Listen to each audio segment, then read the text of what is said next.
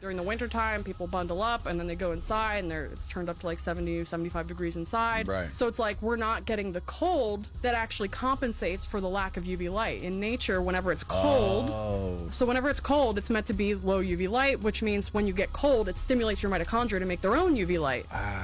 So it's like UV and infrared light are such essential nutrients that the body will make itself. It will make it itself if you give it the right inputs. But That's crazy. yeah. Well, what's also crazy is that most people also, even if they live in a more southern latitude, like near the equator, if they're sitting inside all day, they're not getting the UV light that's associated with sitting at a warmer temperature. Like, your body's like, okay, it's pretty warm, so you're kind of expecting some UV light, but it's not coming. And you're also not getting the infrared light, which is supposed to be bathing you constantly, regardless of the seasons. Right. So we're just creating this very artificial environment that's, our body doesn't know how to interpret the information that's coming in because it's completely novel compared to even just 150 years ago.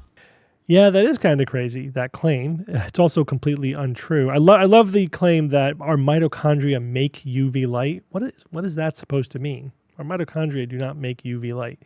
What is true here is that UV light is important for making vitamin D. It itself is not a nutrient, but it stimulates our skin to make vitamin D. And low light exposure can give you low vitamin D levels. Of course, we have to balance that with the fact that UV light can also predispose to skin cancer, right? So avoiding UV light, using suntan lotion, so it's good for your skin, bad for your vitamin D levels. You need to find a balance in there. But you only need about 15 minutes of exposure to sunlight a day to get the vitamin D that you need. Not a lot. Certainly that's a safe amount. And the notion that the cold weather stimulates your mitochondria to compensate for the lack of UV light is based on nothing. There is no science there whatsoever.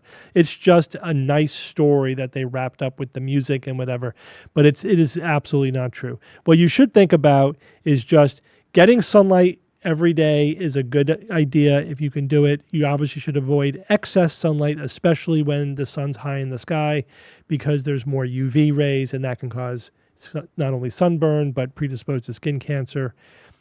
This varies with your skin tone. It varies with where in the world you live. If you don't have a roughly good sense of like how much sunlight you should be getting and how much sunscreen you should be using, you could talk to your doctor about it.